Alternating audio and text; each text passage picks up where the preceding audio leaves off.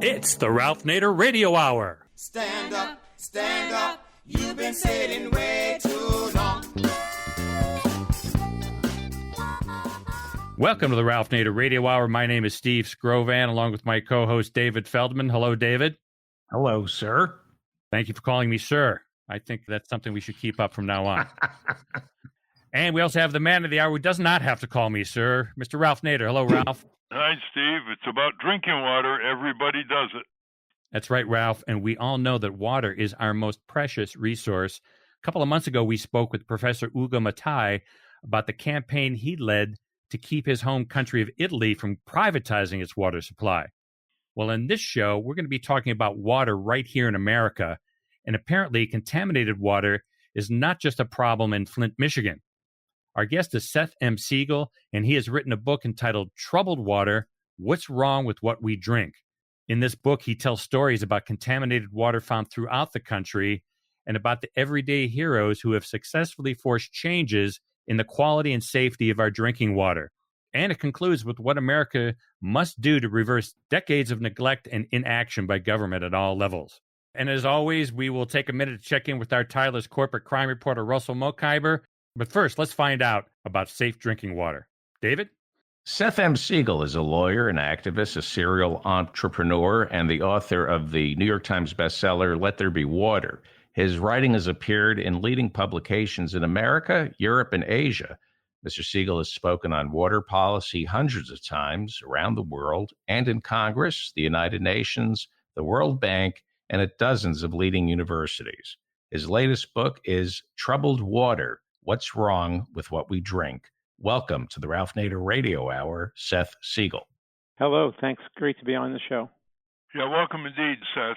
As I mentioned earlier in our conversation before the program started, we worked very hard to get the Safe Drinking Water Act of 1974 through Congress and signed by the president. And at the time, it was believed that for about $1.5 billion a year, we could secure drinking water safety and quality for the American people.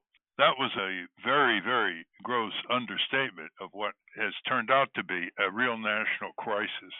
And most people have heard about the lead contamination in Flint, Michigan, and how that occurred and how it's affecting children to this day, and lead contamination in other cities as well. Pennsylvania and other states have been measured recently after the Flint situation was national news.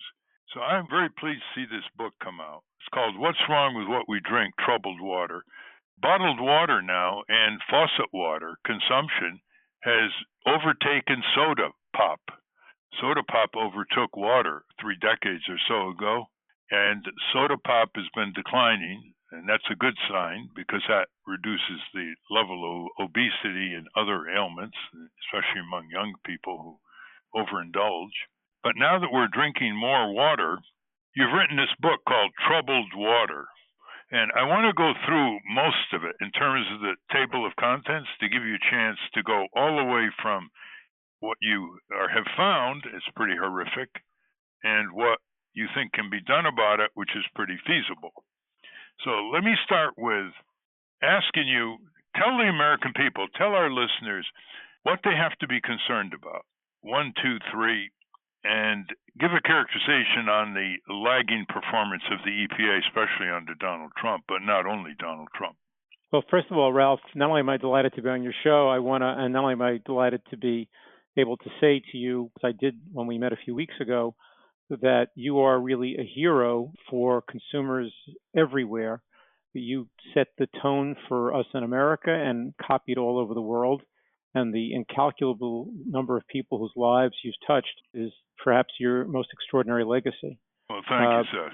And you did it in so many different realms. And obviously, what you tried to do in 1974 with the Safe Drinking Water Act was heroic and important. And clearly, here we are a bunch of years later, and it is not what we had hoped it would be coming out to be. And so if I can just identify a handful of the concerns of today, but obviously we have the time to amplify and go through what the rest of the problem is that we have a problem at multiple levels. When Congress created the Safe Drinking Water Act, the assumption was that the EPA would be looking out for the public's interest by looking for contaminants that might be getting into the drinking water and doing research on what those contaminants might be doing to public health. That was the theory of the Safe Drinking Water Act.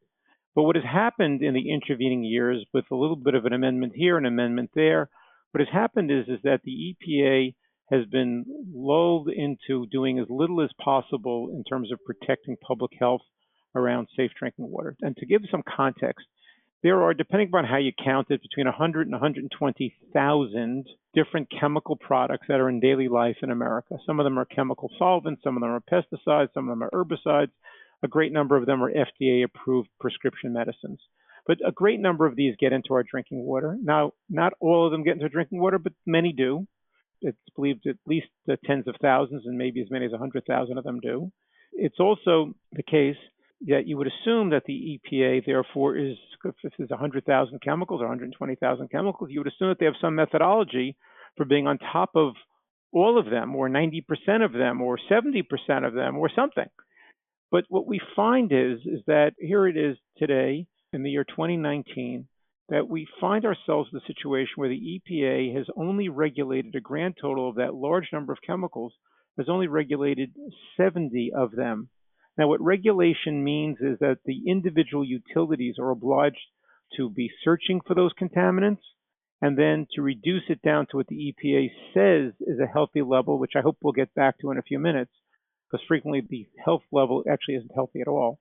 But what the EPA says is a healthy level, and so for those 70 contaminants, the utilities have to do something. But for all the rest of the chemicals that are out there, that we know many of them are getting into our drinking water, that we know many of them have health effects, local utilities have no obligations whatsoever.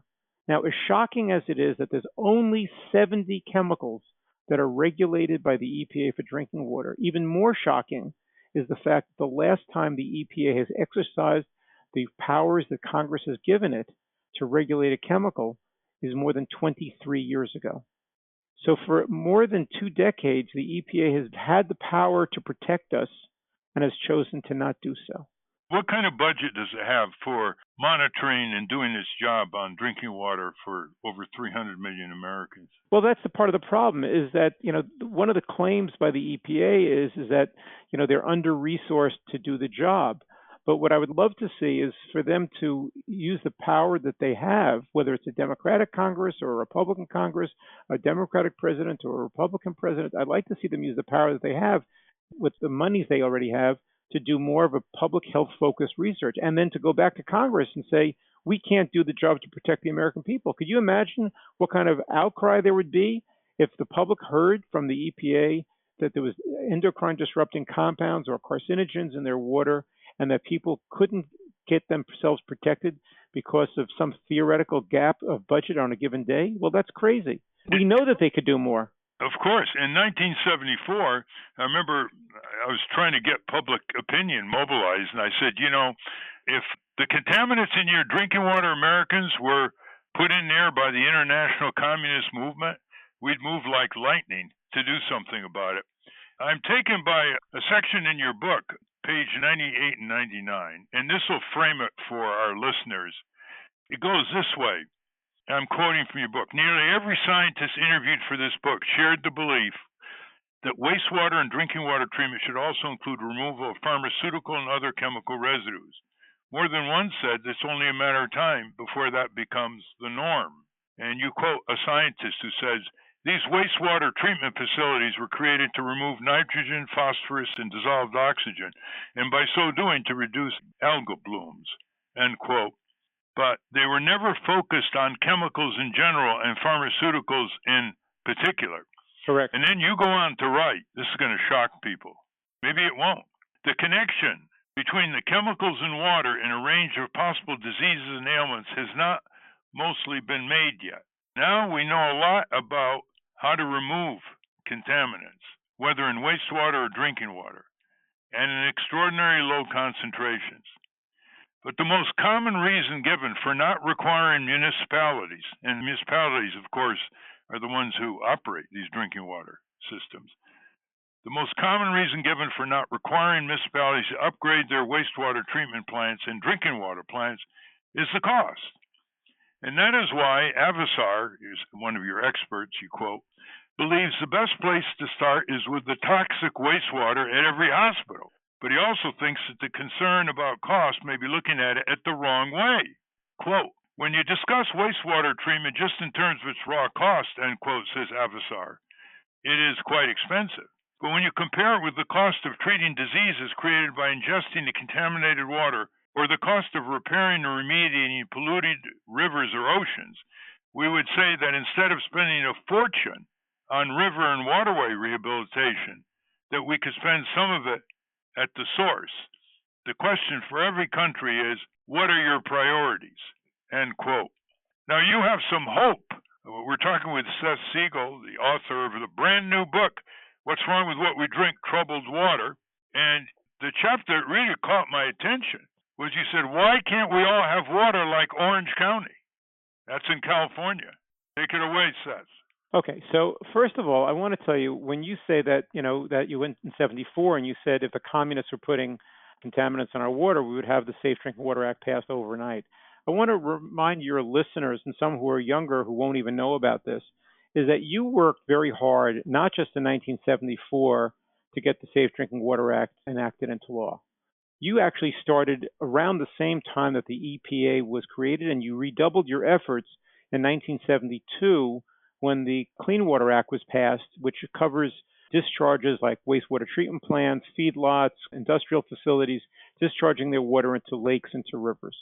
And you worked very hard on getting the Safe Drinking Water Act passed. And I just want to say that the historical fact is that every single time there is a transformation of drinking water policy in America, and I go back with my research back to the turn of the 20th century, the answer is what happens is that the public becomes aggravated about something, and then and only then do the politicians respond. So what happened in 1974 is there was a report on the NBC Nightly News that said that it turned out that when chlorinated water comes in contact with organic material, which happens fairly frequently, a carcinogen is created.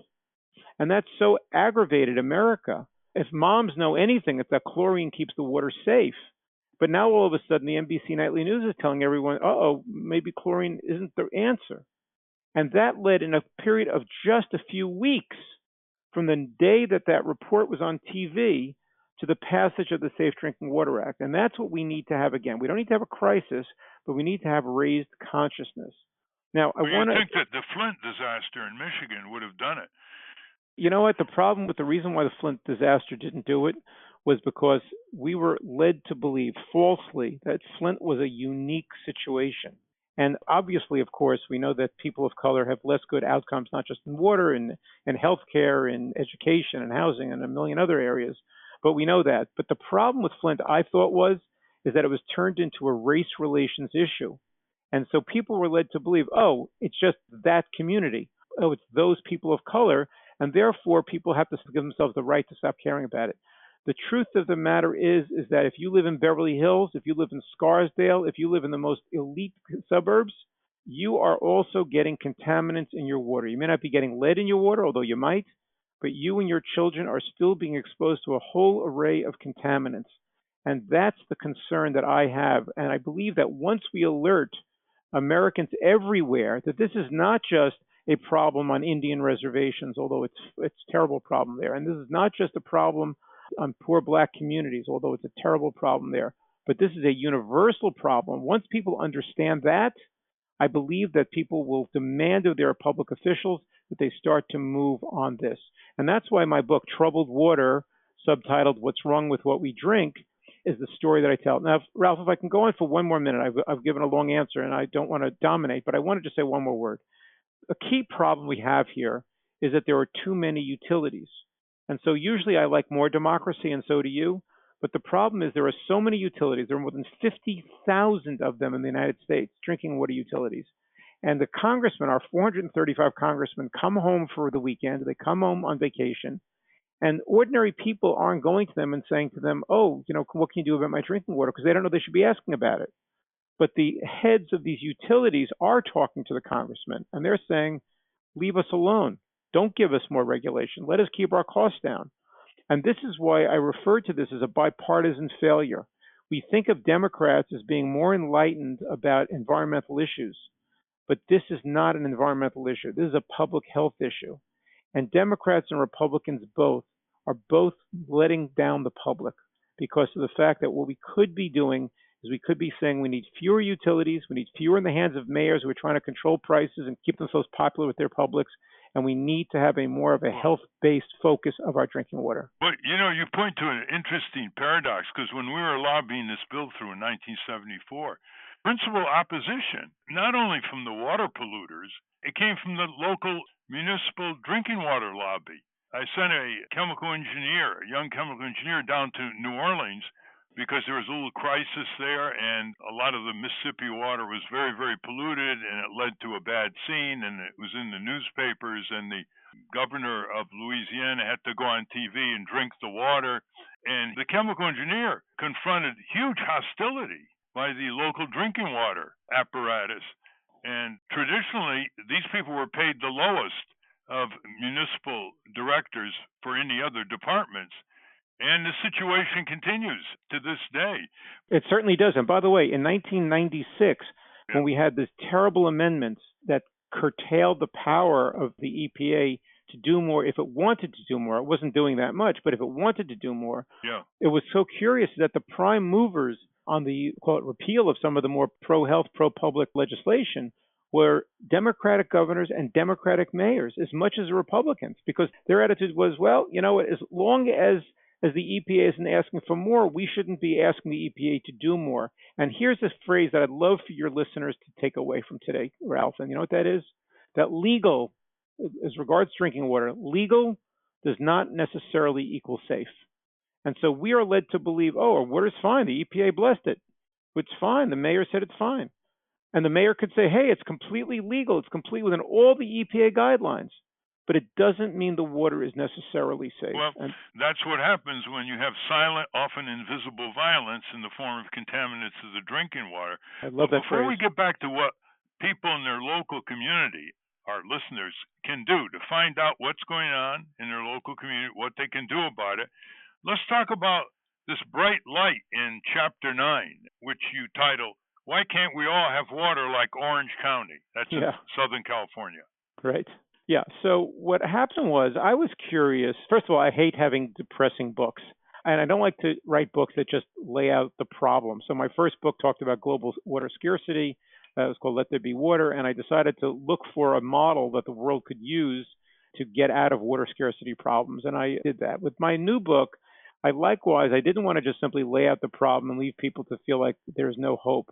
So I went looking for a community somewhere that decided to not rely upon the EPA standards and to say, how can we make the water as clean as science and technology can allow us to be?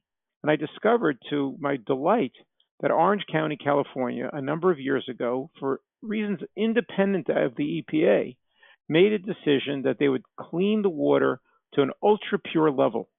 They would get everything out of the water, every chemical, every contaminant, every biological agent, every pathogen, and that they would continue on a regular basis to check the water to see if there are any new contaminants that have entered into the water flow and to get that out of the water as well. And what we discovered is, and I went out to Orange County twice, I interviewed them in addition of another 5 times by phone. What I learned was that you would think, oh my gosh, this is so expensive. It's only because Orange County is a wealthy community. But in fact, for less than the cost of what most Americans spend per week on bottled water, you could have the same system throughout every community in America. They spend more than most communities would because they also have a problem with seawater intrusion. And they are spending, after all subsidies are backed out, all federal and state subsidies are backed out, it comes to about 60 cents a week per person, or about $30 a year per person. Amazing. Now, no doubt about it, that's a lot of money for some extremely poor people. But for the vast majority of Americans, 60 cents a week is really not a great deal of money. And then, Ralph, we didn't talk yet about bottled water, but a third of all Americans now do not ever drink tap water. Another 30%, bringing up to about 60% altogether, rarely drink tap water and mostly drink bottled water. So we already see that the majority of Americans have already communicated with the marketplace to say that they're prepared to pay much, much, much more to have pure drinking water. And in fact, bottled water isn't that pure. So we can get the greatest tap water. We can show a success of government and that the public can feel empowered. The public can feel that they can trust their government to take on more responsibilities for a relatively small price. And we don't have to reinvent the wheel. We just look to what Orange County did. And last thing I want to say is Orange County didn't invent any new technology. They took existing technologies off the shelf and simply applied it to their community. Now, 60 cents a day or a week? A week. And what does that amount per person in Orange County per year? About $30 per person per year. And what would that be for the nation as a whole? Well, it would change community by community because water is a local resource. And Orange County in particular has a bigger problem than most of America does because they have a very severe problem of seawater intrusion, which is, say, salt water from the Pacific getting into their aquifers. So they also have to run a parallel facility to do this. Now, the interesting thing is, you want to know how dirty their water is? It's dirtier than Flint. It's dirtier than everybody's water. You know why? Because the majority of the water that they're purifying isn't river water or lake water. The majority of the water that they're purifying comes from the community's sewage systems. And so they purify the sewage to such an incredible level of purity. I mean, I've drunk it myself. It tastes absolutely fine. And scientifically, it couldn't be healthier than it is. But can they actually get pharmaceutical residues out when people throw pills down their toilet or the hospital disposes of medical waste like that? Yeah. Well, I mean, is there anything they cannot detect and get out in terms of available practical technology? No, absolutely nothing. There's nothing because it goes through several layers of processing. I don't want to get too technical with your listeners, but it goes through something called reverse osmosis and microfiltration and ozonation. And by using all these different technologies, some of which are biological, some of which are mechanical, by using all these different technologies, everything gets taken out. And because you're talking about things at the molecular level, there's no question whatsoever that the pharmaceutical residue is taken out long before the end of the process. I take it you're skeptical about chlorine in water, even though it does work to... No. Chlorine is an absolutely necessary product. What I'm skeptical about is, and this is a function of the fact that we have too many utilities and that we have too many undertrained engineers at these utilities. Now, what I'm skeptical about is the fact the assumption is that we can just take a random amount of chlorine, dump it in the water supply, and that everyone will be fine. What we have to calibrate, and it's a fine balance, and that's why you need highly trained engineers working at every utility. And we don't have the manpower for that in this country. But if you have a finely calibrated amount of chlorine in your water, you get the protection against pathogenic agents, and that's a bad bacteria, bad other types of microorganisms, and it's extremely important that continue. Extremely important that continue. But it has to be done at the right level. Seth, why in Western Europe a lot of cities use activated carbon instead? Well, activated carbon is a means for taking out some contaminants. It's very good for taking out, for example, PFOA and other synthetic materials created by people. Activated carbon is an ancient technique. It goes back to the time of the pharaohs in Egypt. It's a time-proven, wonderful technique. If for getting rid of biological agents, there really is nothing quite the equal of some form of chlorine. It doesn't have to be chlorine itself. It could be some chlorination agent that works effectively, but in very, very controlled and calibrated quantities. Are some cities using both systems, or it's either or, activated carbon or chlorine? Many cities are using activated carbon, but for other concerns or problems. Like, for example, I opened my book in a little upstate town, New York, called Hoosick Falls, and I would be happy to send a prize to any of your listeners who had ever heard of or passed through Hoosick Falls. I've challenged audiences dozens of times, and all those times, exactly one person had ever heard of Hoosick Falls. But the reason I chose Hoosick Falls to open my book was exactly because it is anonymous. I didn't want to take, a big city. I certainly wanted to start the book with Flint or Pittsburgh or Baltimore or another major U.S. city. I wanted it to be a sort of an every person place. I wanted it to be a place that could have been designed by Norman Rockwell. It could have been designed for Frank Capra and Jimmy Stewart in It's a Wonderful Life. And it is that kind of a town. And it's filled with manufacturing facilities. And lo and behold, they didn't know. They did not know that there were contaminants coming out of the manufacturing process that was grossly polluting the water and causing people in the town to get kidney cancer and testicular cancer and ulcerative colitis and a whole bunch of other very serious life-threatening ailments, and many people did get sick and many people died. And I thought to myself, here it is, the EPA blesses this entire operation. The EPA has no problem with anything that's going on. And lo and behold, the chemical that this one fine young man in the community, one day he says, he's not a scientist, he's actually an insurance adjuster, and he says one day, he says, why are all these people dying? And with no science background at all, he goes on the internet and he figures out what the problem is. And he gets into an argument with the mayor because the mayor says, I don't want to scare the people. Let's not test the water. And then when he discovers that the water is highly contaminated, the mayor says, don't tell anybody. You're going to scare people off. And that becomes sort of what the model is for what happens in a large part of America. And now, because you were asking about activated carbon, what they did was, in addition to the chlorine they use in the water, they now put activated carbon in, and they're able to purify the water so that nobody in the town is subject to this terrible contaminant anymore, although many people continue to get sick from the legacy chemicals that are there. Well, practically a lot of this problem, by no means all of it, comes from the leaching from aging water mains, and both the ones that line under our streets and the ones that go into our homes. Tell our listeners the infrastructure challenge that involves.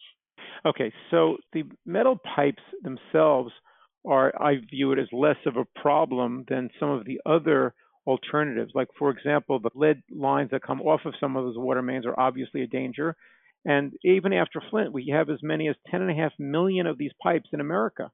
So we make a big fuss about Flint, we make a big fuss about Newark, but we don't understand, because there's not the political leadership here to tell people the fact that it's very possible that their home and their community is at risk.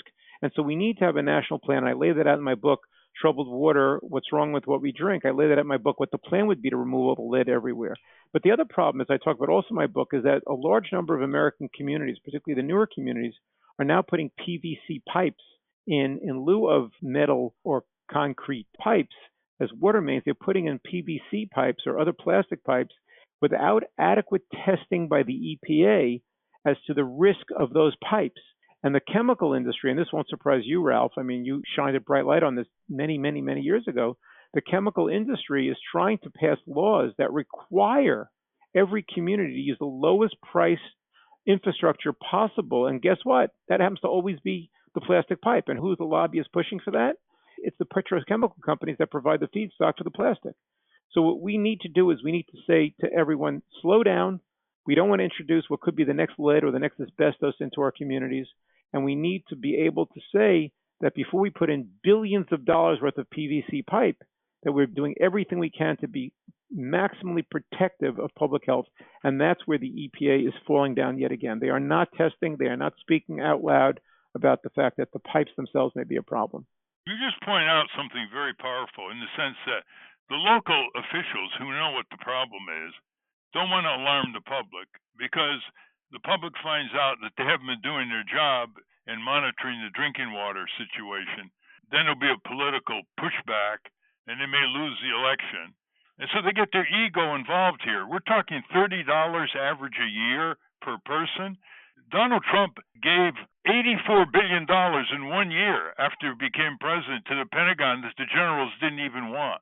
And can you imagine a portion of that being put on improving the safety of our drinking water? And as you say, another culprit here is the bottled water industry, which loves to scare people, sometimes based on fact, about contaminated water coming out of the faucet in their cities or towns, so you get more people to switch. And as you point out in your book, drinking water in bottled form reflected the fastest percentage growth over the last 20 years of almost any consumer product. So the point here is we've got to get more facts about the community, because not only do you have these chemical companies with this stake you pointed out, Seth, but you have big companies who need clean water for their industrial processes, like GM and Flint. They found out that the switch by the municipals with state government involvement of the drinking water Flint from the Detroit River to the much more contaminated Flint River was messing up their industrial processes in building their cars, and they knew about it before the public in Flint, They got bottled water for the workers because the water coming out of the faucet was murky, and the workers are starting to ask questions in the factory. And they never alerted the people of Flint. They never alerted the EPA. General Motors never alerted the city officials until this whole thing went crazy in the media, but not due to General Motors' knowledge. And this is going on all over the country. These companies have to have purer water than the people are drinking, and they're not blowing the whistle. Your comments. Ralph, this is what I think. I think that we should assume that everybody will respond to the incentives that they are given. And as long as we tell people, and as long as we tell our government that they can do less, people generally will do less. And the number of people, frankly, and that's why I started at the outset of this interview, I said to you that you were a personal hero to me, but you've changed and improved the lives of countless millions of people, is because, frankly, too few people take that initiative. But what we assume when we vote for somebody for public office is that we are in their hands, that they are looking out for our well-being. Frankly, I'm not even aggravated by the fact that chemical companies are pushing to have plastic pipes. I understand that. They're responding to the incentives that our system has created for them. What I am aggravated about is that the parties that are responsible for our health, the federal, state, and local governments, that they are not doing what they should be doing. And that's what agitates me. And that's why, by the way, in my book, I call for the idea that the Safe Drinking Water Act administration should be moved from the EPA and taken out of the EPA and moved instead over to Health and Human Services. It would send a clear signal to everybody that we are concerned about and focused on the public health needs around drinking water above the cost containment needs that industry has allowed us to believe. So I'm not angry ever at a utility for doing less or for urging the EPA to do less. I get it. But the fact of the matter is that because we don't ask of our utilities to be part of the community's public health infrastructure, if they do it, it's amazing. But if they don't do it, it's understandable. And so what we need to do is we need to simply change the orientation here so that people will start responding in the right way. Well, utilities are not made up of bad people. They're made up of good people trying to do the best they can under what they're being asked to do. Well, the sequence is the people back to the members of Congress, the state legislature, the city council, and the executive branch agencies that should be equipped and monitored to do the job that science and technology can make them capable of doing. We're talking with Seth Siegel, the author of a brand new book, Is It Ever Readable? What's Wrong with What We Drink? Troubled Water. It's a New York Times best-selling author, Seth Siegel. He's been around.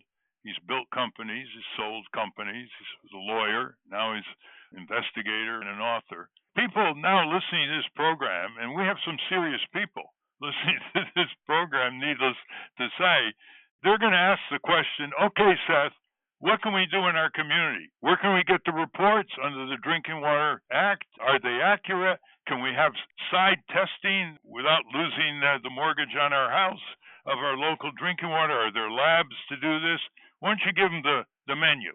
Okay, so first of all, and most important, is the report that has been created under the Safe Drinking Water Act that you referred to, that every utility in the country is obliged no less frequently than once a year to give to their consumers. The problem with that report is, and this is something that I do fault industry for, the problem with that report is that, again, it's legal, what they send out. It's not like it's a violation, but that the reports are largely unreadable. And that I'm a lawyer, I'm trained, I'm a full-time water person. I have to tell you, even I have very great difficulty reading the water report for my community and for others that I've seen. Now, some utilities do a very good job of making it very readable, but the vast majority do not. And I think that we have to start by demanding that the reports themselves be readable. But the problem, Ralph, is that the reports themselves, even if they were as readable as the most perfect report you've ever read, the problem is that what they're reporting on is those 70 drinking water chemical contaminants and about 20 other contaminants. So it's a grand total of 91 contaminants that the EPA asks utilities to monitor for. And then the utility, all they have to do is say, yes, no, we are at compliance, we are below compliance, we are above compliance for each of these 91 contaminants. And that's all they have to do. But what about the hundreds and thousands of other contaminants that we know from scientific testing is also in our water. Why is there nothing going on to alert the public to that as well? Because as long as people are allowed to think that everything is just fine, why would anybody demand more? They wouldn't. We need to demand of these reports that they be more comprehensive. Now, if you are wealthy or wealthy enough to put into your home a reverse osmosis system, sure, you should do it. You should protect yourself and your family. I mean, I have not done it, but I do it on principle because I want to see a national change before I start looking after myself. I want everybody. Does that do the whole job? Yes, it does the whole job. If you put a reverse osmosis system into your home, but it costs many thousands of dollars, and if you then also have a plumber or a certified installer come twice a year to check the filter and to replace it most of the time, which again is not inexpensive, then you're going to have very, very good high quality water. And good for you. Good for you. I'm happy for you. But I also want to have really high quality water for my neighbors and for everybody. And so the next stage of this is for us to start having what I would say is random testing, community by community. And I am starting to work on this with some technology companies. And I'm hoping actually maybe even to launch an organization this coming February or March that will initiate this all over the country to start doing testing on a random basis and revealing to communities what's going on really in their water and not relying upon these rather inadequate, to be kind about it, these rather inadequate federally mandated reports. Once people know what is really in their water, the wealthiest of us will get reverse osmosis systems and other filtration systems in their homes. But what everyone else will do is they will jump up and they will say, it is time for us to use existing technologies at affordable prices so that basically everybody can have healthy, safe water. What other industry, what other part of America have we said, oh, what's good enough 23 years ago is good enough today? Nothing. Everything else has changed. But in drinking water, we're still relying upon the same very, very small list of contaminants that are putting our health at risk. Well, some people listening should know the following, that to be fair, there are drinking water departments in our country, I think no better than the one in Washington, D.C., that put out a very good newsletter that they send to everybody. And not only can you automatically get this annual report from your drinking water department just by calling or asking, they're required to send it to you. But check out the newsletter that you may be getting periodically from your drinking water system just to get your foot in the door in terms of getting informed and following up the leads. Now, a lot of people, Seth, listening here are probably into bottled water. And amazingly, in your index, you list some of the leading brands: Aquafina, Arrowhead, Calistoga, Dasani, Deer Park, Evian, Fiji Water, Nestle, Pepsi-Cola, Perrier, Poland Spring, S. Pellegrino, and Zephyr Lila. Just recently, an environmental group said that Poland Spring water was contaminated, and the company denied it. A lot of these brands are owned by the same company. Do you have any suggestions for people? They all come in plastic bottles, and you have a section. Aren't they also tap water from Poland Springs in Maine? Yeah. Well, I think Dasani says it's tap water, say, from Denver, and then they filter it. And some is well water, and you begin wondering, what's what. So, do you have any preference if you had to buy bottled water? Well, let me say it in a slightly different way, which is if I can take a moment to just make sure that the listeners understand what bottled water is and how vast the situation is. Last year in the United States, a mind-blowingly large number of containers of bottled water were sold. The number, and sometimes I play with the audience, I ask them to guess the number. So maybe your listeners quickly guess a number, and then I'll tell you what the number is. The real number is 70 billion containers of bottled water were sold last year in the United States. Billion with a B. With a B. Now, not only does that create an extraordinarily large solid waste problem and recycling problem, although only 9% of all plastic is recycled and less than 25% of all bottled water containers are recycled. Even though that is the phenomenon, the best of all outcomes would be if bottled water came to an end. I mean, Ralph, when you were a kid, forget about drink bottled water. Did you ever even hear of bottled water? It didn't exist as far as I know. And my research shows that there were some vanity brands, in the 60s and 70s, but it wasn't until 79 that Perrier comes to the United States in those green glass bottles, and it becomes a prestige item. And then what happens is that the drink companies begin to realize that there's this phenomenal opportunity for selling water. Last year, the 70 billion containers at wholesale came to over 20 billion with a B dollars in sales. But here's what's going to blow your listeners away. To the extent that you think that tap water is inadequately regulated and monitored by the EPA, and I do, and I make that point repeatedly in my book, Troubled Water, What's Wrong with What We Drink. But to the extent that you believe that, when it comes to bottled water, which is not under the EPA's purview, it's under the FDA's purview, even more remarkable is the fact that 70% of all bottled water sold in the United States is, by a quirk of the law, exempt from any federal regulation whatsoever. If you have a bottle of water that is both bottled and sold initially in the same state, it is exempted from any federal oversight.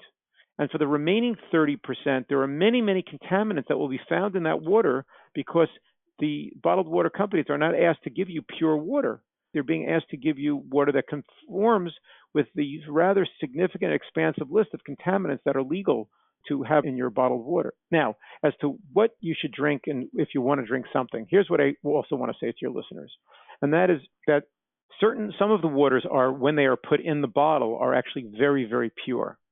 So, for example, Fiji water is actually very pure water, and Dasani and Aquafina goes through a very significant purification process. And San Pellegrino is also pretty good water, and some of the others are pretty good water too. The problem is that except for the ones that are then put into a pure glass or other stable material container, is the plastic and the water interact with each other. And if the bottled water is kept in a warm place, and we've all driven up in a gas station in the summertime to see these big pallets of bottled water, buy a case, 39 cents a bottle, 49 cents a bottle, whatever. We've all seen those. In that setting, sitting on that asphalt, baking for hours and days, that plastic and that water begins to coexist, and the chemicals in the plastic begin to leach into the water. The effect of that is that by the time the consumer drinks that water, even if it's later refrigerated or even if it's poured over ice, is that by then a significant number of different contaminants comes into the water and you drink it. Now, if you are a pregnant woman, if you are a very young child, it is a very high likelihood that if one of those bottles, if it's contaminated with a contaminant called phthalates. And phthalates, which are very universally found in a variety of plastic products, it can migrate into the water. And when it does, it can have very, very grievous health effects on you. So I personally would say, if you want to drink a bottled water, drink a bottled water that you know comes from a protected source, and then put into a glass bottle or a metal bottle. But I would go with glass before I go with metal. But I would urge everyone to first and foremost work on getting their tap water as pure as it can be, and not have to spend crazy amounts of money for bottled water. What do you say? I know some of our listeners are saying, Seth, you're overwhelming. What can I do? I live in Podunk, USA. I live in a city. What can I do to protect my family? First of all, and it's not inexpensive, particularly if you literally live in Podunk. If you live in East Podunk, so to speak, and you're getting well water and you're not on a utility system, you're even more screwed because of the fact that the EPA takes no responsibility for any drinking water that comes from a private water well. So many of those people are people without very much in the way of means. So what we need to do is we need to come up with a system for testing of everyone's water at an affordable price. Now, there are some simple, inexpensive tests that you can do, but they're not comprehensive enough. So you can find out if you have lead or PFOA or a couple of other serious contaminants. But if you want to have a comprehensive test, that will cost you no less than $650 and possibly even more, depending upon what you're testing for. And that's a very large burden, especially if you're doing it on an annual basis, number one. Number two is you can give yourself some protection by matching what you know from your local utility as to a contaminant of concern in your area. You can do that by matching one of these countertop pitchers, and I'm not in the business of endorsing any of them, so I don't want to say any brand names. But you can buy one of those pitchers, but what you should not do is assume that all pitchers are alike. You have to match the filter of that pitcher with the contaminant that is of your concern. And most significantly of all, Ralph, what I would say is if I can push people, not necessarily to just read the book, but I hope that they will, whether they get it from their library or borrow it from a friend or get it from their local bookstore or from Amazon or Barnes & Noble. I hope that people will internalize the message of the book And more importantly than people getting the book for themselves is they should get it for their local media. They should get it for their local elected officials. They should initiate a local conversation. And in every part of that, I want to give right now, I want to do something very radical.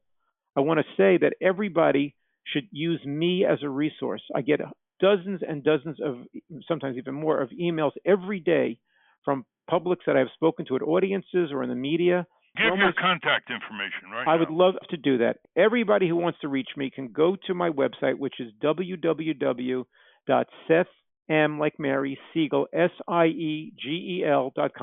If you can't remember that, if I went too fast, just go to troubledwater.us, troubledwater, singular.us. I'm on Twitter. You can contact me through Twitter at Seth M. Siegel, Siegel. And I give advice to people on what they can do and how they can galvanize their local communities. Ralph, I say this with no kidding around when I say this. You have been, I told you this when we met some weeks ago, you've been a model for me since I first learned of your work when I was in college. And you already were a mature man changing the world. And I have modeled myself in my latter career on you, my post-business career on you. And I would love to reach as many people as possible. And every one of your listeners who is concerned by these issues, either get my book, Troubled Water, What's Wrong with What We Drink, come to my website, contact me, come to one of my public addresses, invite me to your community. I am traveling constantly, and I would love to help this. This is not a unique problem of just Flint or Newark or Baltimore. This is a problem in every community in America, except perhaps for Orange County, California, which has fixed the problem.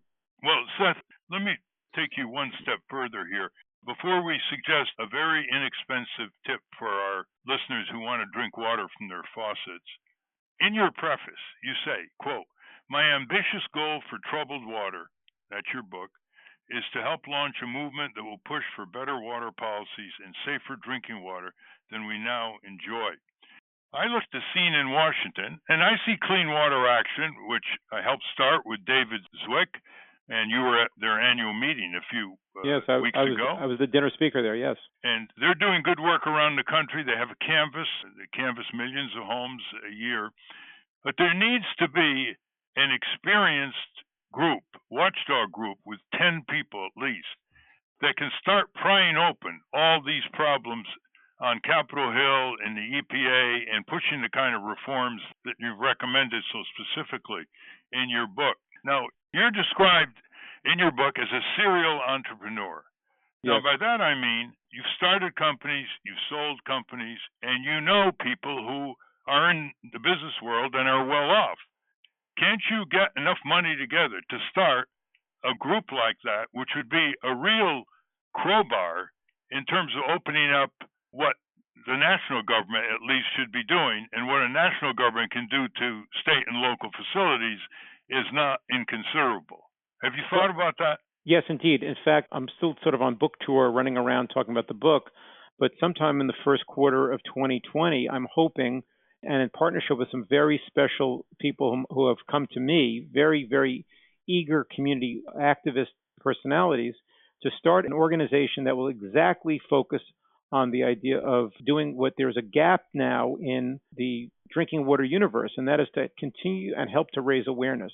And I hope that some of the many friends that I have made in my long career would be very supportive of this organization. I don't normally talk about this, but since it's so apt for the moment, I don't take a single penny of compensation from this book. Every penny of royalties from Troubled Water, What's Wrong with What We Drink, is donated directly to a water-themed charity. And I cover all of the expenses. I pay for the staff salaries and everything else out of my own pocket. And I don't even take reimbursements for that from the royalties. Everything goes to doing the best for society and best, because I don't want people to think in any way that I'm doing this to feather my own nest. I also want to say to your listeners that I have 3 chapters in the book that talk about what you can do for yourself. Yes, you can get your community to be like Orange County. Yes, you can form an alliance with some of your local public officials, but also what can you do right now in your own home? And I have a whole chapter on that. And I urge listeners who are concerned after listening to this and say, what can I do? That in my book, Troubled Water, What's Wrong with What We Drink, there's a whole chapter that talks about what you can do right now, even if the government continues to let us all down. Well, I know friends of mine who buy an inexpensive carbon filter Yes. that they put on their faucet to improve the safety of drinking water. Tell us about that. Yeah, well, depending upon the contaminants that you face, that can be a very good solution, and it definitely takes out some of the contaminants of concern of the time. These are contaminants that are not regulated by the EPA, but which nonetheless are a definite health hazard and a health concern. And I think it's a wise thing to do. I talk about that also in a chapter in my book. Chapter 11 of my book talks about what you can do right now, and I identify everything from super cheap things that you can do for $30, $40 up to what you can do for thousands of dollars. And the interim step on that is that faucet filter that you referenced. There's also an under the counter, under the sink filtration system that's a little bit more sophisticated. You can buy tabletop distillers that will make your water as pure as, as a laboratory experiment water. And so there are many different choices and options that I give. I will say that I would be heartbroken if it turned out that everybody decided to be every man and every woman for themselves and just got what they could get, because it will still leave plenty of people behind. But nonetheless, everybody should protect themselves and their families. And that's why I wrote this chapter on what we can do right now while we wait for the government to act. Seth, give your contact numbers again slowly. I know you're from New York and you talk very quickly. It is true. It is like, I wouldn't say it's a genetic flaw, but it is definitely a cultural flaw. If only I could have some DNA from people from Alabama or something like that, where I could speak a little slower. Go ahead. I would love it. Okay. Thank you, Ralph. So again, my name is Seth Siegel. Use my middle initial M. The name of the book is Troubled Water: What's Wrong with What We Drink.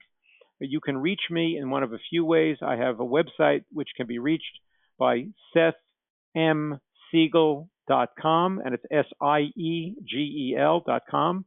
You can also, if it's easier to remember the book name, you can reach me through troubledwater.us.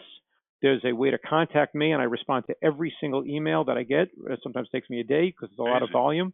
And then finally, I'm on Twitter on a very frequent basis, and you can reach me through direct contact on Twitter if you reach out to me at Seth M. Siegel. And then I am eager to come to your community. I'm eager to hear what your problems are, and I'm eager to learn from you. I'm eager to hear what your experiences are. I'd like to work with you to get historic comprehensive hearings in the Senate and House on the whole drinking water situation in America, where you have volume after volume, you get press, and that's where the progenitor of things that are improved in our country start. Very often it's called the U.S. Congress, 535 men and women who put their shoes on every day like you and I. And I'd like our listeners just to contact their senator and representative by email, better by letter, better by phone, and say, would you support comprehensive hearings? I don't mean a one-day hearing on some city that is going through a terrible crisis. That's important too. But a comprehensive hearing the way you outline in your book, What's Wrong with What We Drink, Troubled Water. Would you be willing to do that, Seth? Work with me on this? Ralph, this would be the joy of my life to be able to do that, not just with you, but to learn from you. I also want to share with your listeners that a very excited reader contacted me shortly after the book came out. He read the book the week it was released, and he said that this book needs to be read by every member of Congress. And he dug into his own pocket and he bought 585 copies of the book. He's arranging to have each of them given out to the members of Congress the week of December 9th as a Christmas gift, and to all the governors at the same time. And I would ask all of your listeners you don't have to buy a copy for your congressman or your senator. Just simply call the office and say that you know that a copy of Troubled Water, What's Wrong with What We Drink, is being delivered to the office, and to please ask your elected official to make sure that they read this book, because it is a blueprint for what we need to do. And in terms of working with you going forward, oh my goodness, you had me at hello, as the expression goes. Listen, Seth, have your benefactor send a little notice to the Hill newspaper or Roll Call newspaper. These are the Capitol Hill newspapers. Yes. So they can put in a little mention of it. That is a great idea. I will make sure the Hill and Politico, I will make sure that that is done. That is a very, very smart idea. Okay. We're out of time. We've been talking with Seth Siegel, the author of the new book, Troubled Water: What's Wrong with What We Drink, published by Thomas Dunn Books. That's a division of St. Martin's Press. It's all over the bookstores. Listeners, get a copy, contribute one to your library, and especially look up the chapters about what you can do, both for your own protection in your community and for the nation at large. Thank you very much, Seth. Thank you, Ralph. Thank you so much for having me on your show. We'll be in touch. As Ralph said, we've been speaking with Seth M. Siegel. We will link to his work at ralphnaderradiohour.com. We have just enough time now to check in with Russell Mokhiber, our corporate crime reporter. Take away, Russell. From the National Press Building in Washington, D.C., this is your Corporate Crime Reporter Morning Minute for Friday, November 29, 2019. I'm Russell Mokhiber. NASA paid Boeing nearly $300 million more than originally planned in its commercial crew contract, in part because of agency concerns that the company might drop out of the program. A November 14 report on the commercial crew program by NASA's Office of the Inspector General highlighted several issues with the commercial crew program that, it warns, could hinder NASA's ability to access and utilize the International Space Station in the near future. While some of those issues, like ongoing delays with development of commercial crew vehicles and potential loss of access to the station when Soyuz seats run out, are not new, the report highlighted a change to Boeing's contract that the IG concluded was largely unnecessary. That's according to a report from Space News. For the Corporate Crime Reporter, I'm Russell Mokhiber. Thank you, Russell. I'm Steve Scrovan, along with David Feldman and Ralph. I want to thank our guest again, Seth M. Siegel. For those listening on the radio, that's our show. For you podcast listeners, stay tuned for some bonus material we call the Wrap-Up. A transcript of this show will appear on the Ralph Nader Radio Hour website soon after the episode is posted. Subscribe to us on our Ralph Nader Radio Hour YouTube channel. And for Ralph Nader's weekly column, it's free. Go to nader.org. For more from Russell Mokhiber, go to corporatecrimereporter.com. And Ralph has got 2 new books out, The Fable, How the Rats Reformed the Congress. To acquire a copy of that, go to ratsreformcongress.org. And To the Ramparts, How Bush and Obama Paved the Way for the Trump Presidency and Why It Isn't Too Late to Reverse Course. We will link to that also. The producers of the Ralph Nader Radio Hour are Jimmy Lee Wirt and Matthew Marin. Our executive producer is Alan Minsky. Our theme music, Stand Up, Rise Up, was written and performed by Kemp Harris. Our proofreader is Elizabeth Solomon. Join us next week on the Ralph Nader Radio Hour when we speak with Martin Garbus, author of North of Havana, The Untold Story of Dirty Politics, Secret Diplomacy, and the Trial of the Cuban Five. Thank you, Ralph. Thank you, everybody. Our listeners, put in a little time to improve the safety of your drinking water locally and to help the national movement for safe drinking water. Hi, this is Jimmy Lee Wirt, producer of the Ralph Nader Radio Hour, and welcome to the Wrap-Up, where Steve asks a question of Seth M. Siegel. Steve and David? Seth, I live in Los Angeles County, right next to Orange County, and a lot of the municipalities here, including ours, are switching from chlorine to chloramine. And I understand there are issues with chloramine in terms of leaching lead and corrosion and other things like that. What do you know about chloramine? Yeah, so chloramine is from the family of chlorine products that is used as a protective agent against pathogenic bacteria and other microorganisms. And it is believed to be more effective. But exactly as you say, particularly when there is acidic water, it can be corrosive. And if you have lead pipes in the area, and Los Angeles has in terms of per capita people, LA has a lower volume of lead than many other cities does, but you don't know until you have it tested. It could what communities do is they use protective agents to line the interior walls of lead pipes. And this is called chemical treatment or anti-corrosion treatment, it's called.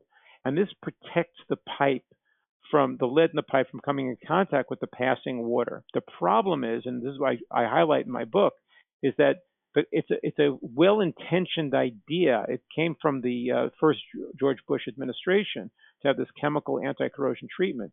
But the problem is that frequently, whether it's chloramine or whether it's highly acidic water like from the Flint River, or if you have a truck passing over the street that creates a lot of vibration and that it causes the liner to flake off, is that it's not adequately protective of the health of the community. And because we have such horribly inadequate lead testing in the United States, We don't know if the pipe that you're getting your water from is subject to the problems here. So chloramine is an effective agent, anti-pathogenic agent.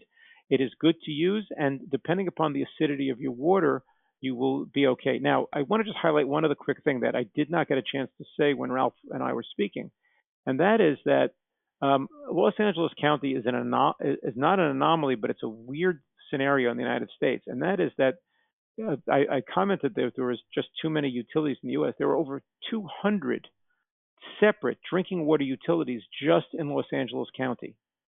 So you would be wise to ask your local utility about the acidity level of your water and what the effect of the chloramine is on your pipes. But I am not convinced that you're going to necessarily get a completely purely scientifically accurate answer, because I know that many of those utilities are too small and vastly understaffed to give you answers that you may need. Thank you.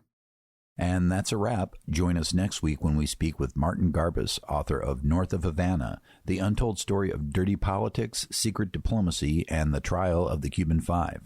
Until next time. Stand up, you've been sitting ready.